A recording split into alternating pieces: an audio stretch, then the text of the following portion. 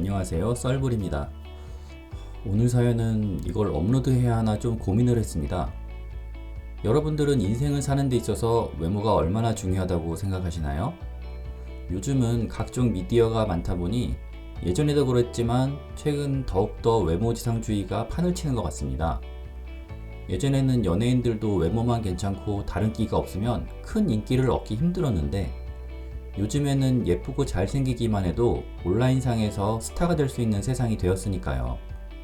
오늘의 사연은 타고난 못난 외모 때문에 평생 차별받다가 삐뚤어진 인생을 살아왔고 이로 인해 가족들과 인연을 끊기까지 한 여성의 사연입니다. 사연 시작 전 구독, 좋아요 부탁드리고요. 오늘의 사연 시작합니다. 안녕하세요. 저는 30대 후반의 의사입니다. 현재 독신이고요. 제 인생을 돌아보다 악마같이 변해버린 저를 보고 저 스스로도 두려워서 이제는 이런 생활을 멈추고 싶어 양심 고백을 해봅니다. 어떠한 질타도 달게 받겠습니다. 저를 욕해주세요. 저는 이녀 중 장녀입니다. 저희 아버지도 의사셨는데 외모가 그렇게 호감형은 아니세요. 아니 못생겼다고 표현하는 게 더 정확할 겁니다. 키도 작으신 편이고요. 그에 비해 어머니께서는 지역 미인대회에 출전하셨을 정도로 미인이십니다. 예전에는 의사면 줄을 서서 결혼했다고 하던데 어머니의 외모에 반해 아버지께서 쫓아다녀 겨우 결혼하셨다고 합니다. 문제는 제가 아빠를 빼다 박았다는 겁니다. 어렸을 때 사진을 보면 정말 아들인가 봐요. 소리가 절로 나올 정도로 여자아이처럼 생기지 않았고 크면 클수록 아버지의 얼굴을 빼다 박았다는 소리를 많이 들었습니다. 어렸을 때는 뭐 예쁘고 못생기고의 개념이 없으니까 잘 몰랐는데 제 밑으로 5살 터울 여동생이 태어나고서부터 어렴풋이 느꼈던 것 같습니다. 동생은 저와는 다르게 어머니를 빼다 박았습니다. 아기 때부터 큰 눈망울에 오똑한 코, 뚜렷한 입술로 누구나 다 동생을 보면 너무 예쁘다고 한 번 안아봐도 되냐는 소리를 했습니다. 그때부터의 기억은 어렴풋이 나는데 부모님께서 아기였던 동생만 안고 다니고 전 그냥 손잡고 걸어다녔던 기억이 납니다. 물론 둘째니까 더 귀여울 수도 있었겠지만 동생이 태어나고 제가 질투를 많이 했던 기억이 납니다. 이건 크면서 점점 더 심해졌는데요. 제가 중학교 때 초등학생이었던 동생은 이미 동네에서는 소문난 미녀였습니다. 또래에 비해 키도 크고 이목구비도 뚜렷해서 주변 남학생들의 선망의 대상이 되었습니다. 부모님도 무뚝뚝하고 못생긴 저보다는 밝고 명랑하며 예쁜 동생을 더 챙기는 게 느껴질 정도였습니다. 물론 부모님은 언니 네가 동생에게 양보하는 게 당연하다는 말로 포장하셨지만 전 느낄 수가 있었습니다. 그렇게 다른 사람도 아니고 부모님의 관심과 사랑이 동생에게만 집중되다 보니 전 자연스럽게 애정 결핍이 생겼던 것 같습니다. 관계에 집착하게 되고 누가 나에게 관심을 보이지는 않나 항상 신경 쓰고 말이죠.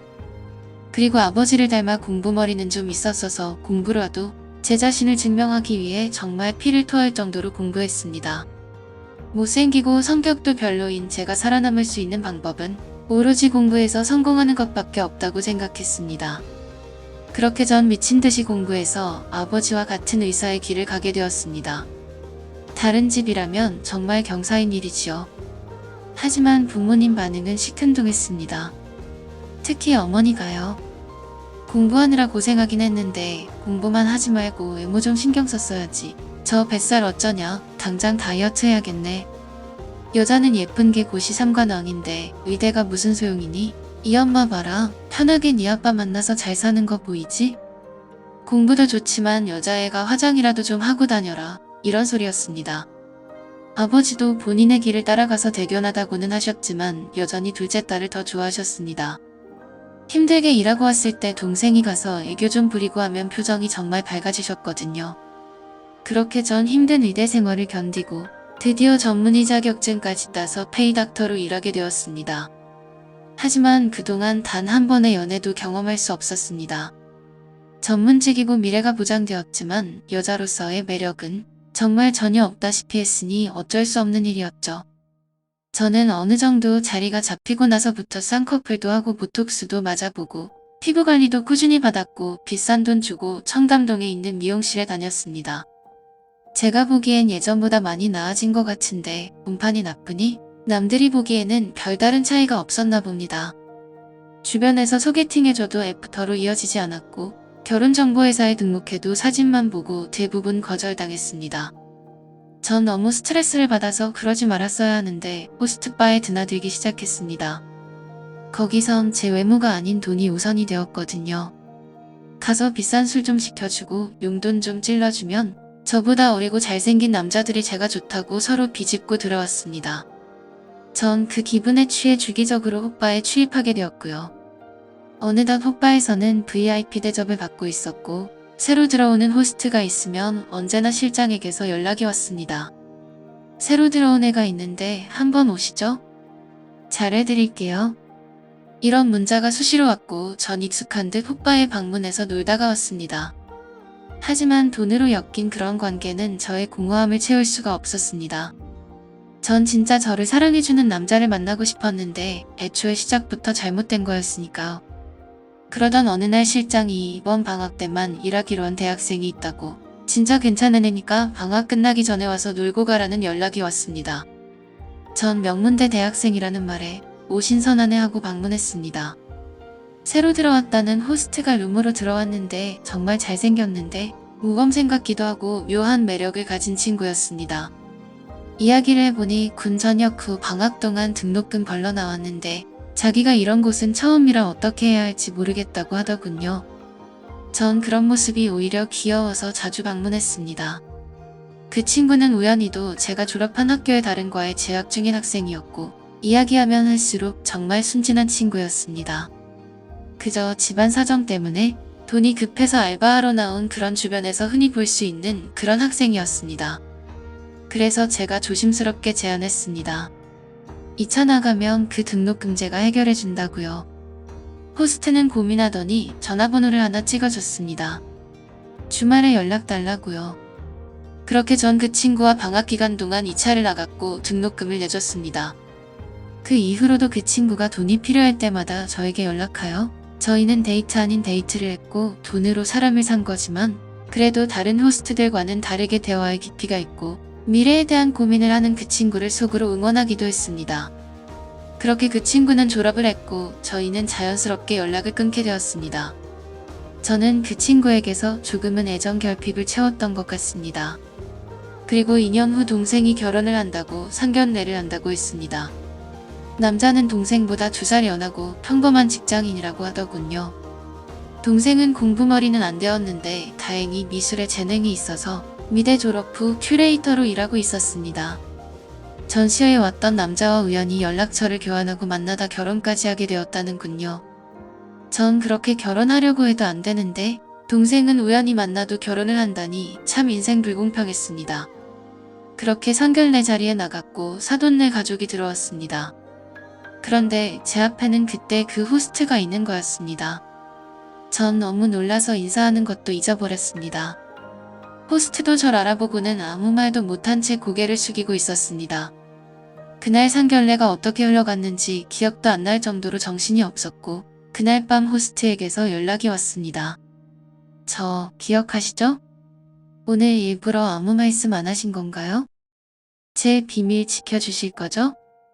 저 동생분 정말 사랑합니다. 제 동생을 정말 사랑한다는 말이 저에게는 비수가 되어 가슴에 꽂혔습니다. 그렇게 많은 밤을 같이 보냈음에도 저에게는 단 한 번도 허락되지 않은 말이었으니까요. 그래서 비밀은 지켜주겠다고 했습니다. 그렇게 동생은 무사히 결혼해서 신혼살림을 시작하게 되었고 전 고민에 빠졌습니다. 호스트였지만 제가 마음에 두고 있던 친구였으니까요. 이렇게 가까운 사이가 될 줄이야. 전 여기서 다시 하지 말았어야 할 짓을 저지르고 말았습니다. 매부가 된 호스트를 협박했습니다. 네 정체를 내가 입만 뻥끗해도 네 결혼 생활은 거기서 끝이다. 그러니까 한 달에 2번씩 내 집에 왔다 가라고요. 물론 원한다면 예전처럼 용돈도 챙겨주겠다고 했습니다. 그리고 이건 제안이 아니라 협박이니 거절할 생각은 하지 말라고요. 매부는 울면서 애원했습니다. 그땐 자기도 어렵고 집이 너무 어려워 어쩔 수 없었던 거라고요.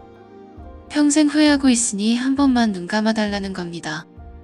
전 평생 후회하고 있다는 말에서 더 화가 났습니다. 나와 만난 게 나한테 돈 받았던 게 후회할 일이라는 건가? 그래서 더 매몰차게 요구했습니다. 이번 주부터 당장 오지 않으면 그 뒤는 알아서 하라고요. 외부는 알았다며 주말은 어려우니 평일 밤에 퇴근하고 집에 들른다고 했습니다. 그렇게 우리는 1년 넘게 제 집에서 만남을 가졌습니다. 외부는 매번 집에 오는 것을 두려워했지만 전 제 욕망과 애정 결핍을 채우고자 아랑곳하지 않았습니다. 그렇게 이 생활도 익숙해지니 저에게 죄책감이라는 게 사라져버리더군요. 이런 만남에 대해 동생이나 가족들에게 미안한 감정도 사라지고 오히려 제 행복을 제 동생이 가로막고 있는 게 아닌가 하는 착각이 들기도 했습니다. 이 남자는 내 옆에 있어야 할 남자인데 내가 동생보다 더 먼저 만났는데 동생이 빼앗아간 게 아닌가 하는 생각이 들었습니다. 그래서 이 남자를 동생에게서 다시 빼앗아와야겠다. 내 걸 내가 다시 돌려받는 건데 내가 피해자 아닌가? 하는 정신나간 생각이 제 머릿속을 뒤덮기 시작했습니다. 이 남자를 돌려받기 위해 되돌릴 수 없을 정도의 증거가 필요했습니다. 바로 임신이었습니다. 제가 매부의 아이를 갖는다면 가족들도 어쩔 수 없이 우리를 인정해주지 않을까 하는 착각을 하기 시작했습니다. 저는 매부에게 안전한 날이라고 하고 피임을 하지 않았습니다. 그렇게 전 임신이 되었고 임신 초기를 지나 온 가족에게 알리고 우리 사이를 인정받겠다는 계획을 세웠습니다. 임신 4개월쯤이 되었을 때 아버지 생신으로 온 가족이 모이게 되었습니다. 거기서 발표하려고 했습니다. 아버지 생신날 아버지, 어머니, 동생, 매부, 그리고 저 이렇게 5명이 한 식탁에 모였습니다. 한참 식사를 하면서 반주를 하는데 제가 술은 못 마신다고 했습니다. 아버지는 네가 웬일이냐, 어디 몸이 안 좋나? 하고 물으셨고 전 아니요, 저 임신했어요. 라고 대답했습니다. 결혼은커녕 남자친구도 없는 애가 임신했다고 하니 부모님은 전부 놀라서 저에게 물었습니다. 임신? 네가 임신을 왜? 아니, 누구 만나는 사람 있었냐? 하시길래 네, 있어요. 지금 이 자리에 매부가 제 아이의 아빠예요. 라고 폭탄 발언을 했습니다. 가족들은 순간 아무 말도 없이 조용하더니 뭐? 그게 무슨 헛소리야? 술도 안 먹은 애가 취했나? 했습니다. 전 전부 사실이라고. 사실 매부는 호스트였고 결혼 전부터 저와 알던 사이고 결혼 이후로도 계속 만나왔다고 했습니다. 매부는 당황하여 자리를 피해 집을 나갔고 부모님은 그 자리에서 혼절하셨습니다. 동생은 울고불고 미친 사람처럼 제 머리를 잡아 끌며 소리를 질렀습니다. 순식간에 집안이 풍비박산이 났습니다. 매부는 동생과 이혼하여 자취를 감췄습니다. 이걸 원한 게 아닌데 동생에게서 돌려받으려고 했을 뿐인데 제 예상과 다르게 일이 흘러가고 있었습니다. 부모님은 다시는 집에 발도 디딜 생각하지 말라시며 인연을 끊는다고 하셨고 동생도 자기 눈에 뜨면 절 죽여버린다고 했습니다. 전 원래부터 가족은 없었다고 생각했기 때문에 다 괜찮았는데 단 하나 매부, 그러니까 아기 아빠가 연락이 되지 않아 노심초사했습니다. 연락처도 다 바꾸고 직장도 그만두니 찾을 길이 없었습니다. 그렇게 시간이 흘러 홀로 출산을 하게 되었습니다. 어쩔 수 없이 제 후적이 올렸고요. 아이를 낳고 아이를 키우다 보니 부모님도 저를 이렇게 애지중지했을까 싶었습니다. 저를 닮아 못생긴 아이가 제 눈에는 너무 예뻐 보였거든요. 그제서야 부모님의 마음을 조금은 이해할 수 있었습니다. 예쁘던 아니던 자식을 사랑하는 마음을 같을 건데 저 혼자 피해망상에 시달려 일이 이렇게 된 건 아닐까 하는 후회하는 마음도 생겼습니다. 전 가족들에게 전화를 차단당해 연락할 길이 없었기에 장문의 편지를 써서 집 우체통에 보았습니다. 편지에는 제가 정신이 이상했었나 보다, 비정상적인 만남에 제가 어떻게 되어서 이런 미친 짓을 벌였다, 미안하다고 적었습니다. 물론 제가 이렇게 사과한다 한들 제가 벌인 일들을 용서받을 수는 없을 것입니다. 지금은 너무나도 예쁜 아가를 보며 후회의 나날을 보내고 있습니다. 제가 대체 왜 그랬을까요? 제가 봐도 인간이 해서는 안 될 짓인데 말이죠. 제가 했던 짓들은 평생 속죄해도 씻을 수 없을 것 같습니다. 이 죄책감을 어떻게 씻어내야 할지 너무 고통스럽습니다.